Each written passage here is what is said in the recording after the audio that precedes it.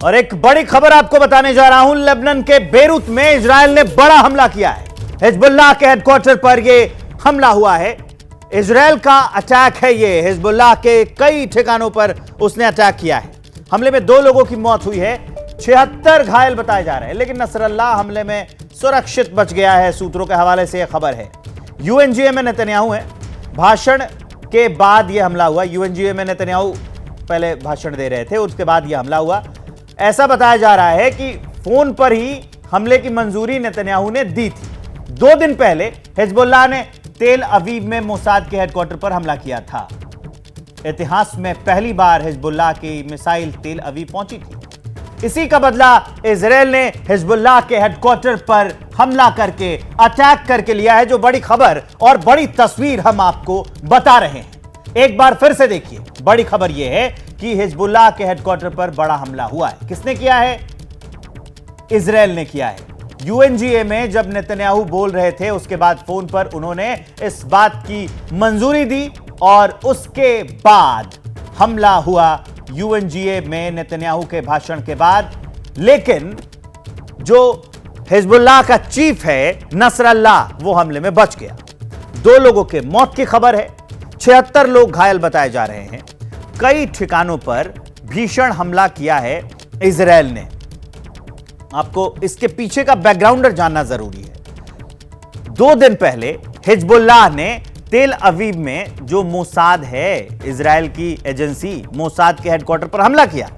इतिहास में पहली बार हिजबुल्लाह के मिसाइल तेल अवीव में मोसाद के हेडक्वार्टर तक पहुंची। इसी का बदला इजरायल ने हिजबुल्लाह के हेडक्वार्टर पर हमला करके लिया है और उसकी तस्वीर हम आपको दिखा रहे हैं। अब एक बार मैं इन तस्वीरों को बयां करता हूं। वैसे आप देख रहे हैं, लेकिन आप सोचिए कि हमला कितना खतरनाक था, कितना विभत्स था, कितना ताकतवर हमला था ये, कितना स्ट्रांग हमला था ये कि धुएं के गुबार आसमान को चीर रही है। मानो उतने ऊपर तक सिर्फ और सिर्फ काला धुआं दिख रहा है। आप देखिए, कई किलोमीटर दूर से ये तस्वीरें ली गई हैं, तब इतना धुआं दिख रहा है। आप हमला कितना खतरनाक था इसका अंदाजा लगाइए। मेरे सहयोगी विशाल पांडे इस खबर पर जुड़ गए हैं मेरे साथ लाइव, इस खबर को विस्तार देने के लिए। विशाल, ये हमला कैसे प्लान किया गया था या फिर अब आगे क्या होने वाला है? क्योंकि दोनों जो पक्ष हैं, मतलब हिजबुल्लाह और इजरायल के बीच की जो दुश्मनी है, ये हर रोज एक नई इबारत लिख देती है।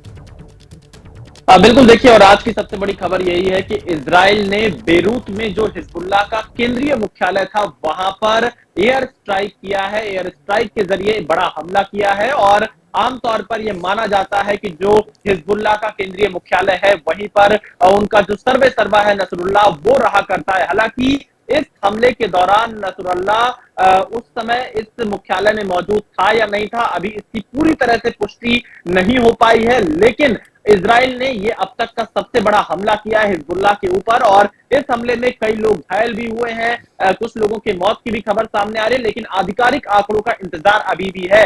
लेकिन आज इजराइल के प्रधानमंत्री बेंजामिन नेतन्याहू संयुक्त राष्ट्र महासभा में अपना भाषण दे रहे थे और उस भाषण के तुरंत बाद उन्होंने फोन पर इजराइल डिफेंस फोर्सेस को इस हमले की मंजूरी दी। और अब जानकारी ये सामने आ रही है कि इजराइल के प्रधानमंत्री ने अपना अमेरिका दौरा बीच में ही छोड़कर आज थोड़ी देर बाद इजराइल के लिए रवाना होंगे। हालात की जानकारी ले रहे, क्योंकि हिजबुल्लाह भी लगातार रुक रुक कर इजराइल के ऊपर हमले करने का प्रयास कर रहा है, लेकिन इजराइल का जो आयरन डोम सिस्टम है वो उन हमलों को नाकाम कर दे रहा है। लेकिन देखा जाए, एक तरफ जहां जमीनी स्तर पर इजराइल की तैयारी दिखाई दे रही है, तो वहीं एयर स्ट्राइक लगातार इजराइल लेबनान में जो हिजबुल्लाह के ठिकाने हैं वहां पर लगातार जारी रख रहा है। तो ऐसी स्थिति में हिजबुल्लाह के कई जो टॉप कमांडर थे वो पिछले कुछ दिनों में मारे गए हैं, लेकिन नसरुल्लाह को लेकर अभी भी कोई पुख्ता खबर सामने नहीं आ पा रही है। इसके लिए थोड़ा और इंतजार करना होगा कि आखिरकार क्या नसरुल्लाह उस मुख्यालय में हमले के वक्त मौजूद था या नहीं था।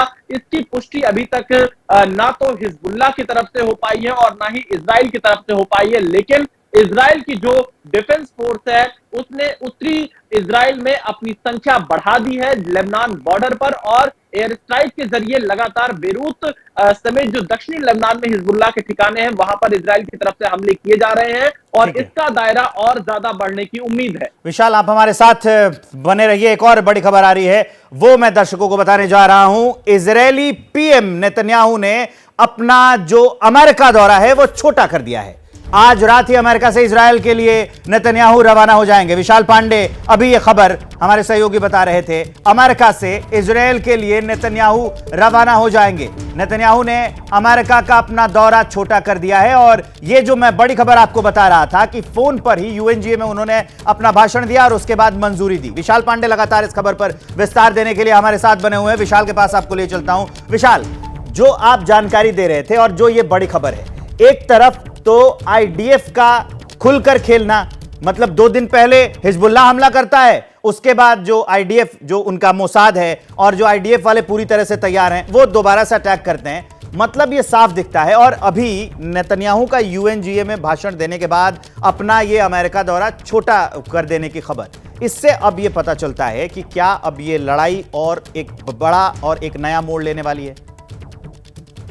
देखिए, इसकी गंभीरता इसी से पता चल सकती है कि इजराइल के प्रधानमंत्री ने अपने अमेरिका दौरे को छोटा कर दिया है। वो अब से थोड़ी देर बाद ही अमेरिका से सीधे तेल अवीव के लिए रवाना होने वाले हैं और कुछ देर बाद वो तेल अवीव पहुंच जाएंगे। लगातार इजरायली डिफेंस फोर्सेस और रक्षा मंत्रालय के अधिकारियों के साथ इजराइल के प्रधानमंत्री इस वक्त संपर्क में है, क्योंकि लेबनान में जो बेरूत में हिजबुल्लाह का मुख्यालय है, उस पर यह अब तक का सबसे बड़ा हमला माना जा रहा है। क्योंकि आप देखिए, 7 अक्टूबर को जब हमास ने इजराइल पर हमला किया था, उसके बाद से इजराइल और हमास के बीच जहां युद्ध लगातार जारी था, तो वहीं उत्तरी लेबनान में, माफ कीजिएगा, जो उत्तरी इजराइल का हिस्सा था और दक्षिणी लेबनान का, वहां पर लगातार हिजबुल्लाह की तरफ से मिसाइल से हमले किए जा रहे थे। रुक रुक कर इजराइल भी उनका जवाब दे रहा था। लेकिन बीते 1 हफ्ते के दौरान इजराइल ने लेबनान में अपने हमले काफी तेज कर दिए। अब बड़ी संख्या में लोगों की मौत हुई है, बड़ी संख्या में लोग घायल हुए हैं। लेकिन आज जो इजरायली डिफेंस फोर्सेस ने एयर स्ट्राइक में हिजबुल्लाह के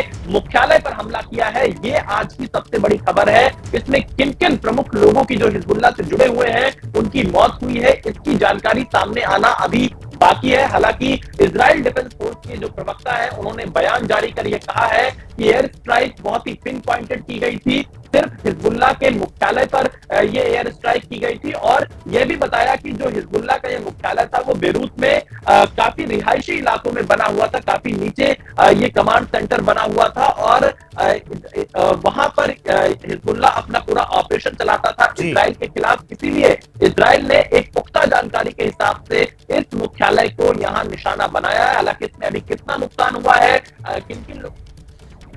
ठीक है विशाल, इस जानकारी के लिए आपका बहुत बहुत शुक्रिया। और एक तरफ यूएनजीए में नेतन्याहू का भाषण होना और उसी पर मंजूरी दिए जाना और उसके बाद से ये हमला, जिसकी तस्वीर हम आपको दिखा रहे हैं, जिसकी भयावहता हम आपको दिखा रहे हैं, जिसका खतरनाक स्वरूप हम आपको दिखा रहे हैं,